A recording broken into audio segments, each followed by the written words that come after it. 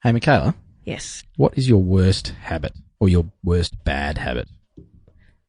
Well, I have many, but probably not putting things away after I've used them. Oh, leaving the mess around. Yeah, and I don't deliberately do it. I just, I'll make the kids breakfast. And leave all the stuff out? Everything's left there. But your kitchen looked really good today. Because you were coming, I had to clean. Welcome to the Tradies Business Show, helping you get off the tools and into true business ownership, so you can spend more time doing the things that matter most. Now, here are your hosts, Warwick Bidwell and Michaela Clark. Yeah, I must admit, Michaela, that, I can be a bit like that sometimes. But it's usually when I get busy and distracted and I'll leave a few things out. And I know it used to annoy my ex-wife a little bit.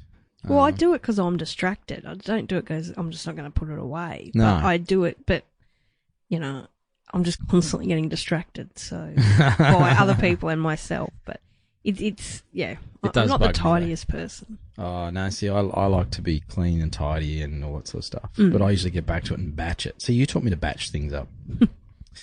Anyway, welcome to the Tradies Business Show, in case you wondered what you were listening to here. Welcome back to another fantastic episode, and hope you enjoyed our greatest hits episodes that we reshared recently. They're some of our most popular, and we're going to continue to do that, is pop up some of the episodes that get the most downloads, so that if you're a recent listener to the show, you can sample some of our back catalogue and perhaps get a reminder of some of the things that you need to be looking at in your trade business. We probably haven't improved at all in our podcasting skills either. I don't know. I listen to some of our early ones occasionally. It's like, I remember that episode. And do you remember you used to script everything out? Oh, I remember our first ones. I was so nervous. And how many takes we had to do just to do the intro. Oh dear. I suppose the lesson in that is that we all start somewhere and we all get better over time, and it does take time and practice and patience to improve things. And I'm going to use that as a segue into today's episode, which is chatting to the founders of a new app for tradies. Yes, I can hear you groaning, but stay with us. So it's a new app for tradies, and these guys are coming at this a little differently to, I think, a lot of the offerings that have come across our desks in the last few years.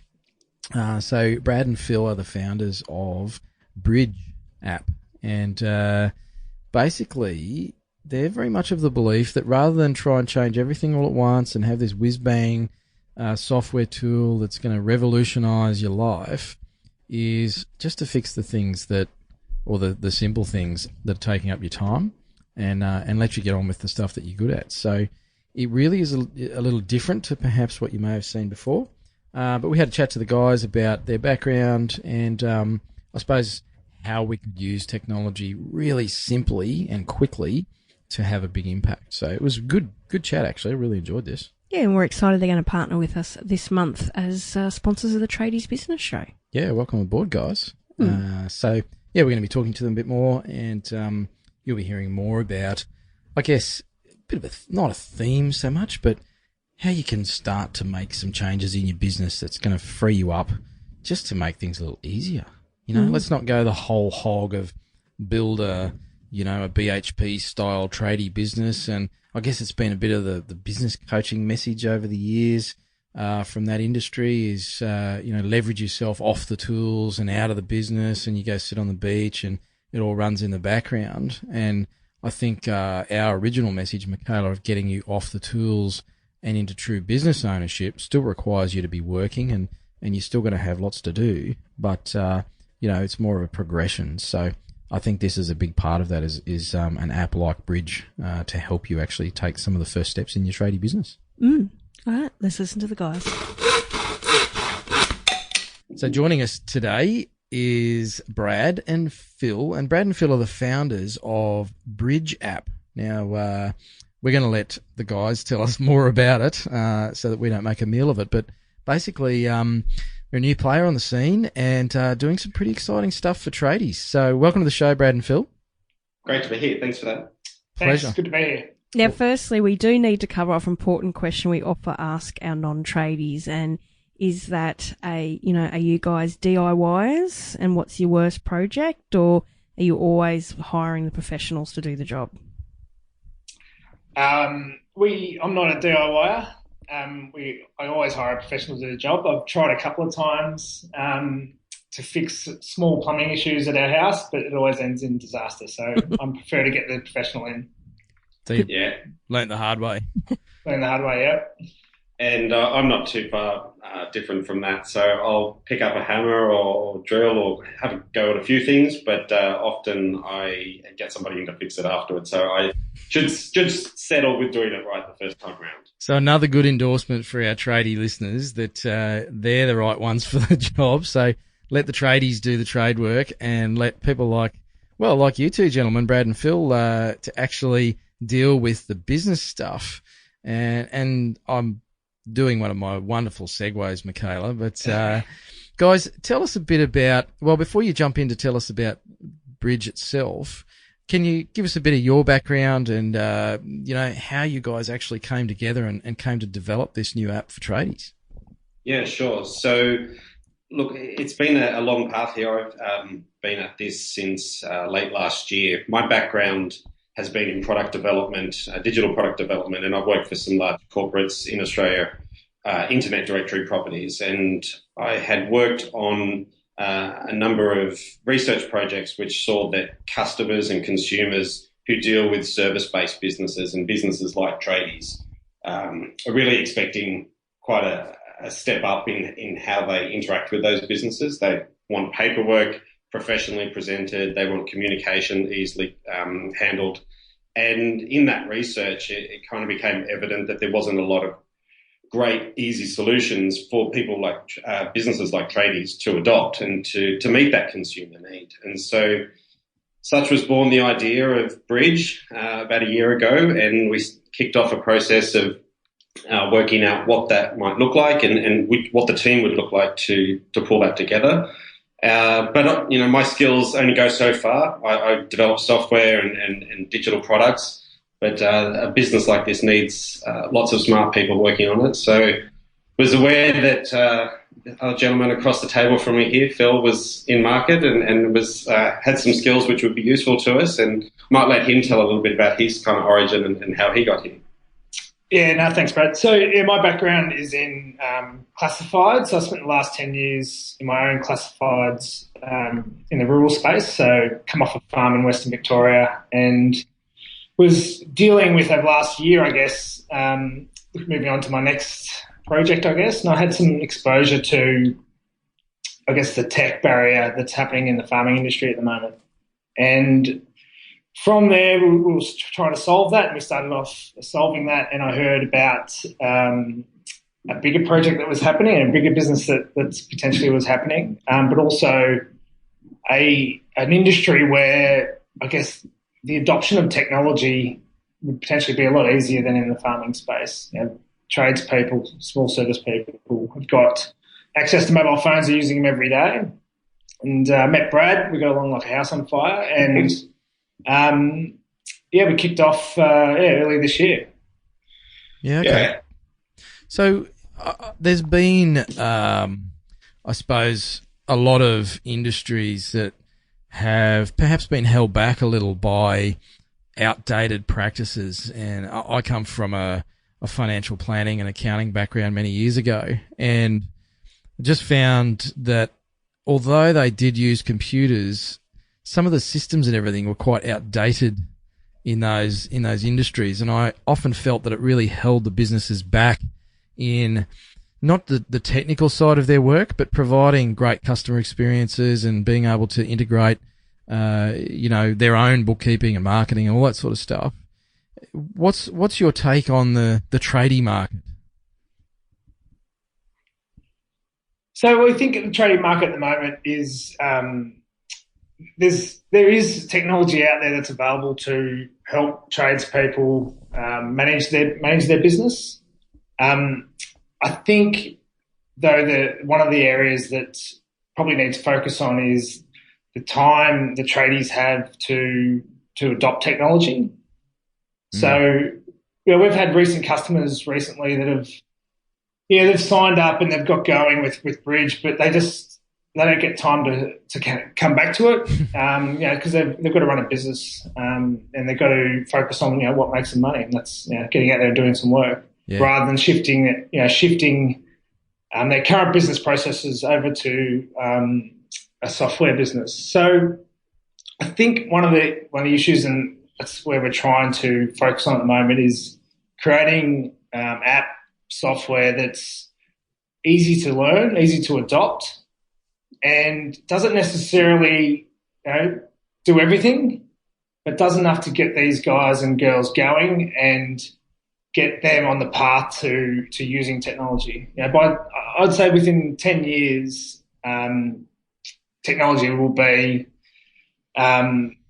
all through trades businesses, and we think that that's just not going to happen overnight. That needs to happen over time, where gradually you need to start to adopt more and more into your business.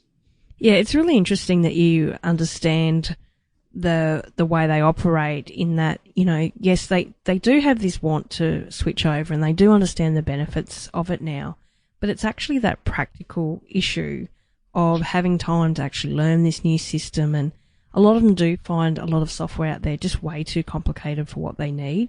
It would sound great, but from a practical terms of them getting trained up in it and their systems adapted and their team adapted, that it's a big block for a lot of these guys to actually, continue on the path of, when you first start out on new software, there can be a bit of pain.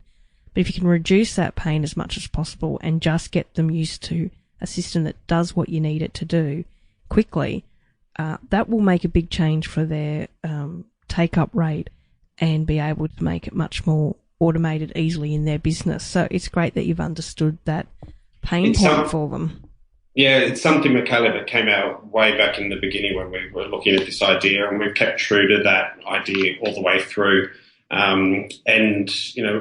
We started this from scratch, and so everything that has been built with the tradies in mind, and with their research and the contribution that they've made in help shaping it. But we're growing with them as well, so you don't have to come in and get computers, and you don't have to have any experience. We think it's easy to use and easy to get started. But as your confidence grows and as you integrate it more into your business over a period of time, our features will grow as well, and the capabilities that we have will grow along with the business. So, yeah, it's absolutely true. You don't have to chunk it all off in one go. You can make a start and just start anywhere and keep going from that.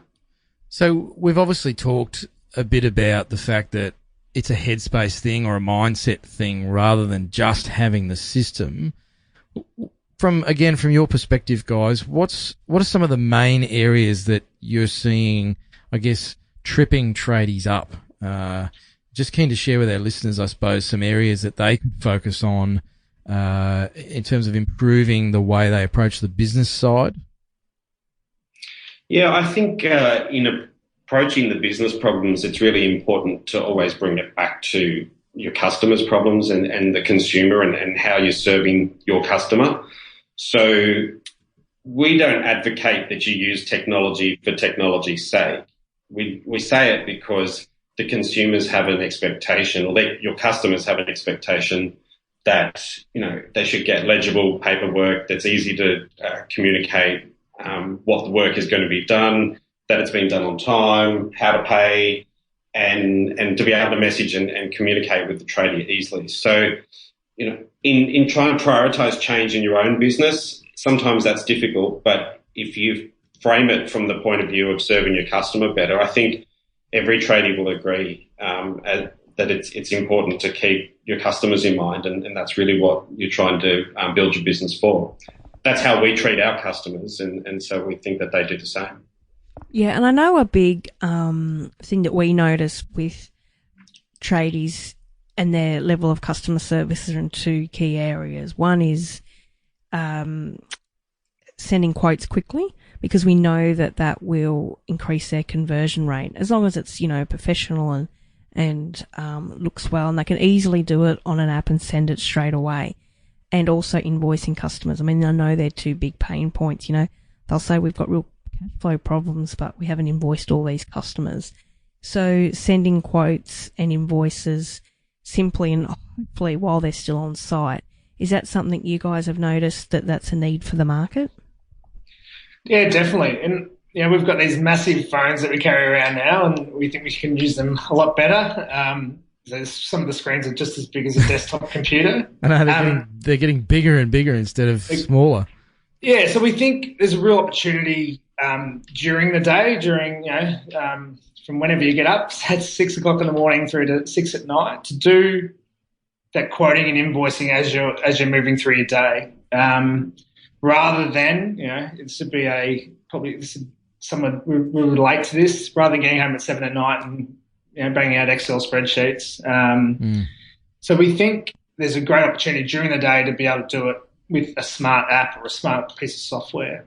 We've had some examples. For example, a landscaper that we had on the system who was paid within 4.5 hours when he sent the invoice, and that was purely just because he's able to get the invoice quickly to his customer, and the customer easily being able to go, yep, there it is on my phone, I can see it, I'll pay this right now. So making it easier for customers to pay and giving them every opportunity to pay quicker. So from your own backgrounds and experience, you guys have obviously brought a wealth of knowledge from what you've worked on previously. What's some of the big things that I guess you're bringing into this space from your respective backgrounds? Yeah, so I've typically worked in, as I said, a product and software development background, and I think the key thing that I bring to the team here and to how we approach Bridge is to always start with a question in mind about how you're going to solve a problem. So too often I've seen in the industry somebody starts an idea by thinking that they know how things should work for another group of people. And I'll plead ignorant and say that I don't know what the right thing to do is all the time. But we ask a lot of questions and we follow those questions up with more questions. And then we try something at a small scale and experiment with it. And if it works, we keep going. If it doesn't work, we try something different. And we just continue that process relentlessly over and over again. So always keeping the question front of mind is pretty much how we steer the direction of the features and the evolution of the product. Yeah, cool. I guess my side worry could be maybe I'm not as tech forward as some of our other team members at Bridge. So I think I bring, I guess, a bit of reality to what tradespeople and consumers are potentially going through in their, how they use their mobile phones and use their desktops. I'm as clunky as anyone when I'm using my mobile, and the team will often come to me to test things on me. Because, that's a bit unkind, Phil. But yeah, I guess where I can turn that into a benefit is then being able to, I guess, give suggestions about how we can articulate to the market about how to use technology. Yeah. And also, just provide a little bit of feedback on, the app and the product about little things that could potentially help it be a smoother experience. Yeah. So, Phil, you come off or from a rural background, and obviously, you've got the classifieds experience and everything there as well. Yeah. I suppose it's tempting to draw some parallels between, the rural sector and the tradie sector in terms of both being very heavily blue collar and manual labour based in a lot of cases. What's your experience? And Brad, feel free to chime in, mate. But in terms of tradies being willing to change and take up new technology and new practices in business, are you seeing resistance? Are you seeing people open to it? I mean, what's the feedback you guys are getting?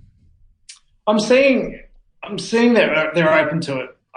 Right now, there's a shift that's happening in the market that I think they know that consumers are demanding more of them, and I think they know, in their gut that within 5 years, their business is going to have to be operating in a different way, and consumers are moving that quickly in terms of how they want to, how they demand services, but also their experience during, say, a job being done. It's changing. So tradespeople are definitely open to it. That point I raised earlier about they're open to it, but also they're, maybe slightly scared about the change that will happen. And I guess what we're trying to do is we're trying to alleviate that fear and say don't have to do everything, but start somewhere and start to change the business and make it a change over a long period of time rather than overnight throwing all your business processes out and putting it all into tech or into a software application. Yeah. And I'd just add to that by building on what Phil said by saying that a lot of technology that's out there at the moment and different services have been extremely focused on trying to get traders to get more leads, win more customers, attract more business through quoting services and the like. And while there's a place and time for that, from day one when we were talking to tradies, the vast majority of them said that that's not something that really helps them in their day-to-day work. In fact, it creates often a lot of noise if you're a tradie at a particular level of your business. And if you've already got a customer base, you're probably getting most of your work through word of mouth. And so I feel like a lot of the reluctance to adopt technologies, a lot of the solutions haven't really met the right problem well. And so we really approach this hopefully from a novel and a different perspective, which is, hey, this software just makes the part of your business that you don't need to or want to work on easier, and the stuff that you're already great at, can you just please keep doing it so that Brad doesn't get on the hammer and start trying to break his house again? Yeah. How much did the last cock-up cost you, Brad? Not too bad. I'd installed a piece of equipment on my balcony, which wasn't illegal, but it needed professional installation and it had to be pulled out and redone. Wouldn't have exactly passed a final if you came to sell a house. No. Nice. And I know in your research that you have really gotten to understand the customers, and you do have some really interesting statistics that you've come across. And one of those that I find really interesting is that Aussies check their mobile phone on average 14 times a day.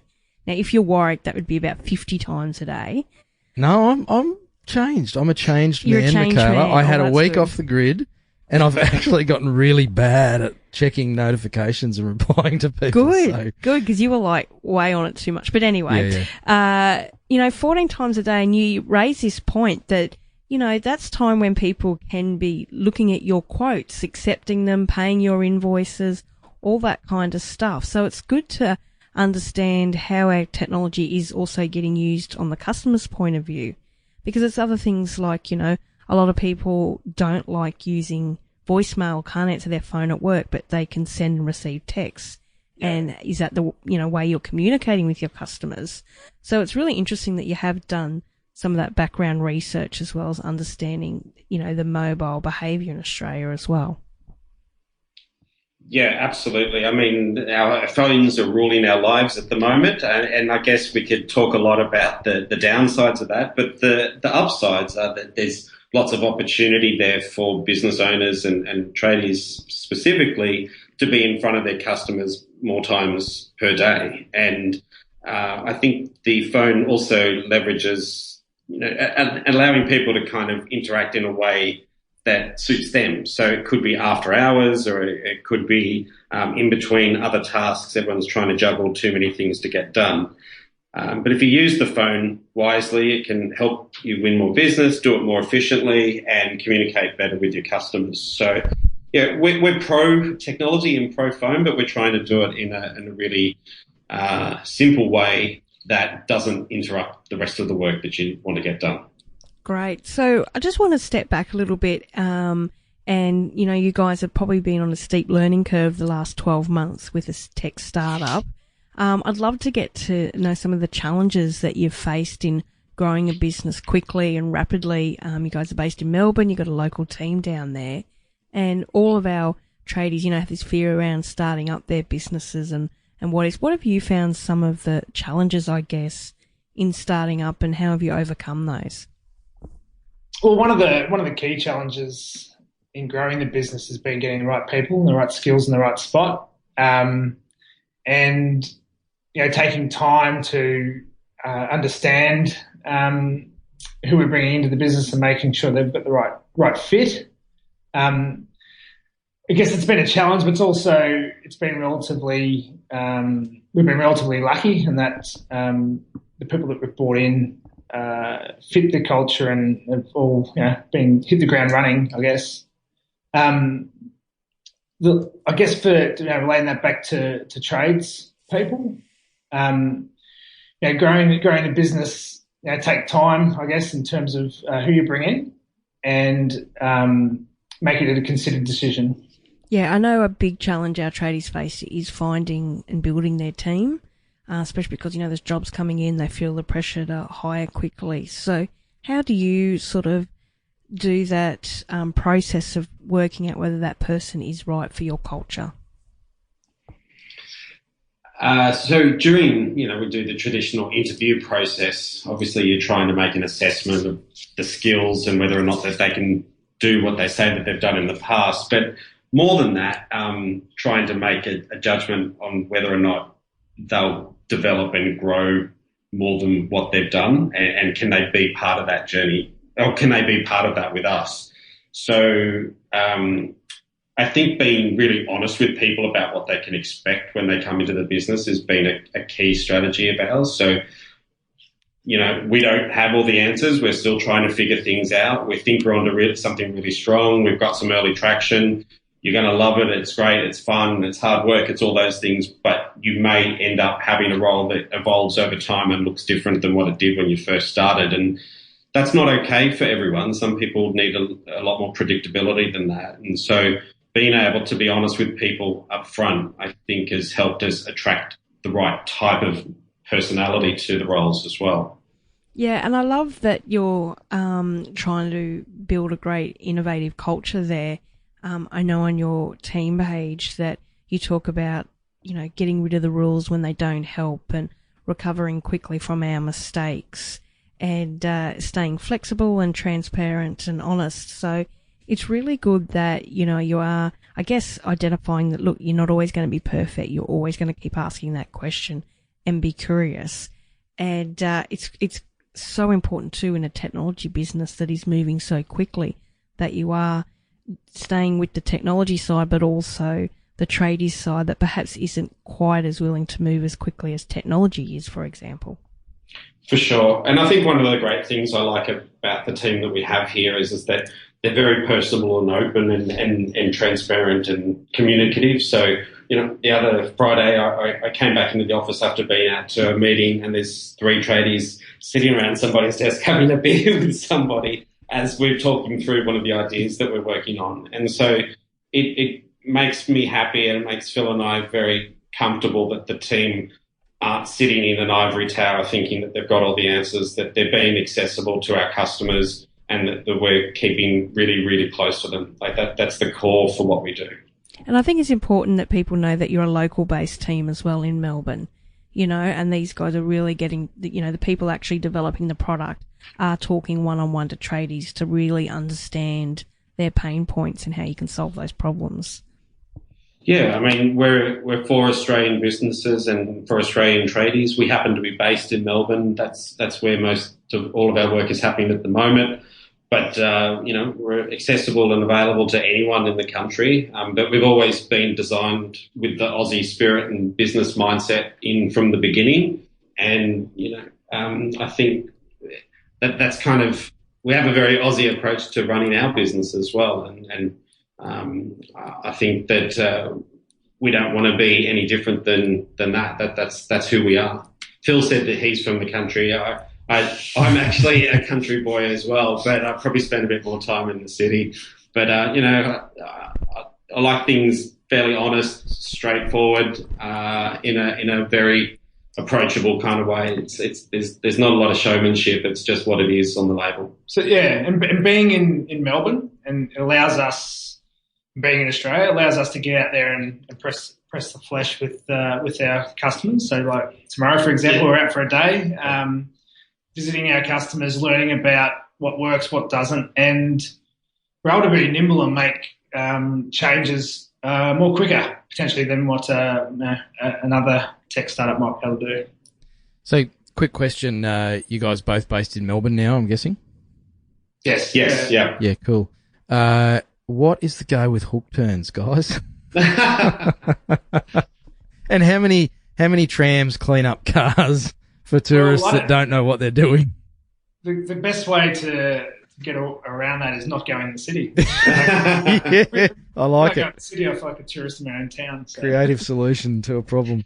That's actually the strategy for a lot of people, and a lot of people who have lived here for a lot of years still avoid the city for those hook turns. Yeah. In Don't. some of the intersections, they've got lights on them now to try and explain it, but it's actually harder than it was years ago. It's more confusing. But it's, and I have a habit of doing this, but it's not a bad analogy for some of the things that we do in our businesses. Is, there's a problem. Michaela, stop groaning.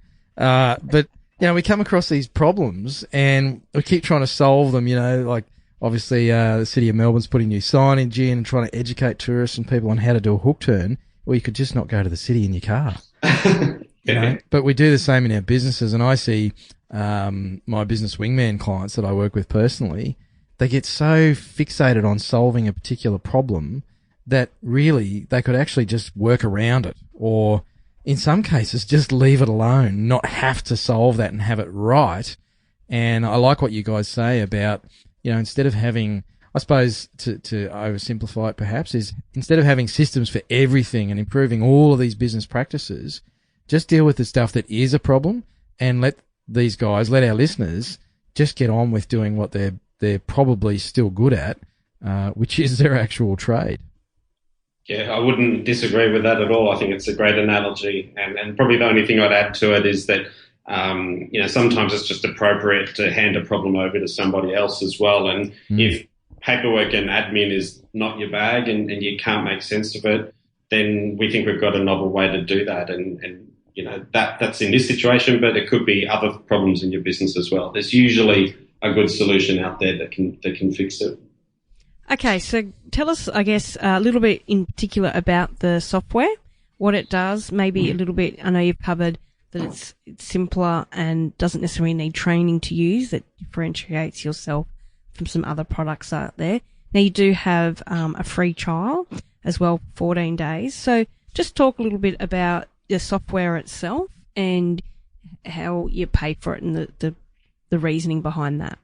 Yeah. So the software, it's an app. It's you can use it in any browser, or you can download it at the iTunes or the Google Play Store. The crux of the software is that it enables you to keep all your job notes and photos on the app. Okay, so you're not scribbling down on different bits of paper and trying to find, say, the notes that you took or measurements that you took. With photos, potentially you're not emailing photos back to your email and then sending them from your desktop. It's all there on the app. The next couple of big things is the quoting and invoicing bit. So the ability to turn your job notes and photos into a quote, being able to send itemised quotes, so put your labour, your materials, the time and material costs in the quote. And then turn that into an invoice. So the ability to turn a quote into an invoice is really straightforward. So if the quote is virtually unchanged, you just copy it across and turn it into an invoice in a matter of, I guess, seconds. You can send an invoice off. But if, for example, you spent more time or you spent more materials, you can easily add and edit the invoice pretty quickly. I think moreover than that, it's what the customer sees. So the customers will get an email into their inbox for the quote or invoice. They're able to accept the quote. They're able to pay an invoice or mark an invoice as paid.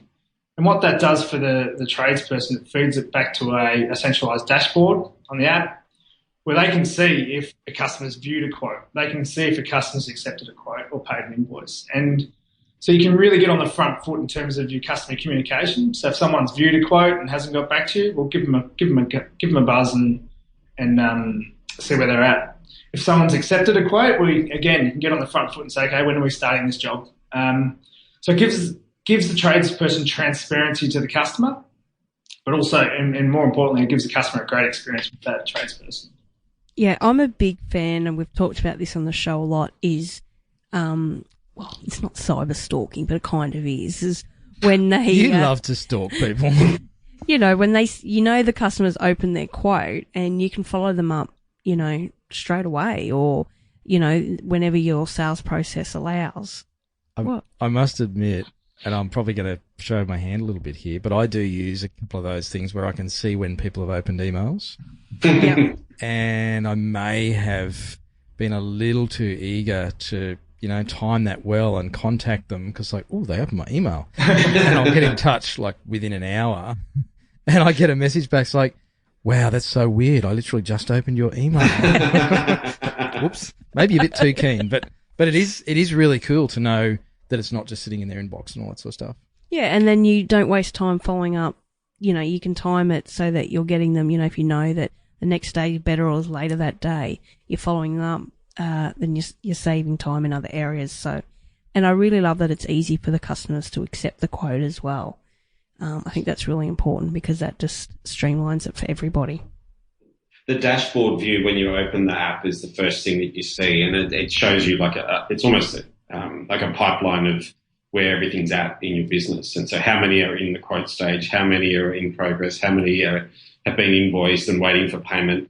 And helpfully there's an overdue bucket as well. So if anyone has overlooked it, and hopefully they shouldn't be taking that long, and considering that we make it easy to pay, but occasionally that will happen, you'll be aware of it. And so we had a really great response from our customers who see that dashboard as giving them a window into the soul of their business and where everything's at. Yeah, it's a view that a lot of businesses would never have, and that's to see where their business is at one point in time. Yeah, and you have got an example of that on your website as well, and we'll link to that in the show notes and later in the show. But it's a really clear picture of, inquiries quoted, in progress, invoice, paid and overdue.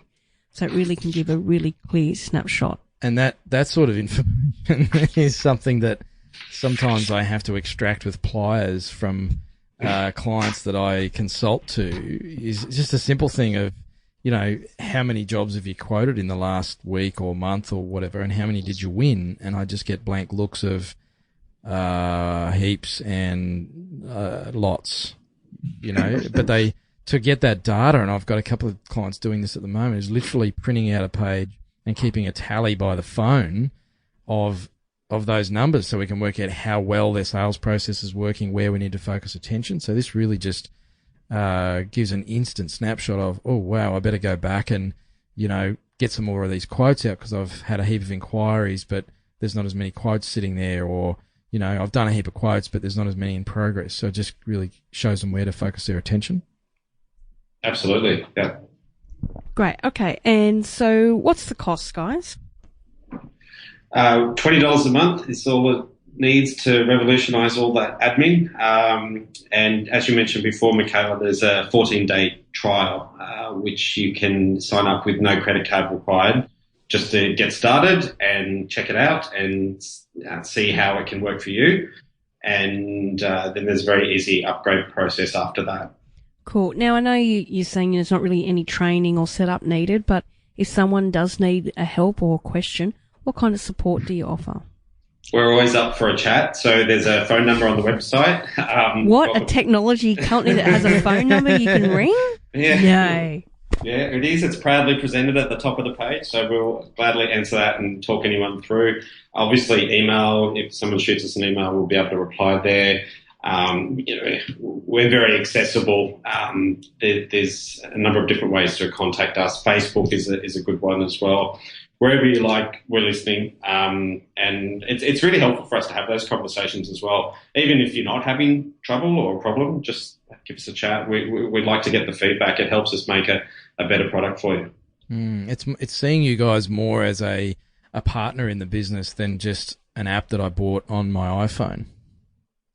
Absolutely. If we're not partners in this, we don't feel like we're doing the right job. So we don't want to be in the way, and you can run your own business and do it your own way. But we're very much trying to do this alongside you rather than tell you how to run your business. Awesome, guys. Great. So if someone wants to get started, head to bridgeapp.com.au, or you can call them on their number, which is 1300 550 711. That's right. Cool. And there is a 14-day free trial. You don't need a credit card or anything. Go in there, have a play, and hopefully you will love it. Sure they will. So, gentlemen, one last question. And it can't be about signing up to your software either. And we like to ask all of our guests this on the show, but if you had 1,000 tradies in a room, what's one piece of advice you'd love to leave them with? And you get a double bite here because there's two of you. All right, I'll let Phil go first. I'll go first. It's advice that I can take or I can leave it, I guess. But the one bit of advice I'd give is that technology it's here at the moment in all different forms for all different parts of your business, not just job management software, and that change takes time. And the way that we run our businesses right now will be totally different by 2020, 2025. So start on the road to change and do it in bite sizes rather than trying to reinvent the whole business in one day. Brad? Yeah, look, I always struggle to give advice to people because, I'm not sure that I'm in a position to do that, but I can talk about what has worked well for me and for us, and hopefully there's something in that that's useful for people. I think it really comes down to working to your strengths and making sure that you're standing out as being different from your peers and your competitors around you. And that doesn't mean making things up that make you different. It just means be your whole self in what you do. So bring your whole person to work and be authentic in how you approach it. And you're already unique, so your business will be unique if you're more of yourself. I find that's a great way for us to run our business. It's worked for me in my career. If it's advice, it's if you can call it advice, that's what I'd suggest to people. Awesome. Great advice. Thanks, gents. Well, fantastic to have you on the show, and certainly excited about what you guys are bringing to the table in the tradie space. I think this is going to be a game changer for tradies who, like you say, they're not excited about changing everything all at once. They just want to make their life a little bit easier and spend a little more time with the kids or watching the footy rather than doing invoices at 9 o'clock at night. So great to have you on the show, and we look forward to speaking to you guys again soon. Thanks, Warwick. Thanks, Michaela. Thank you. Cheers.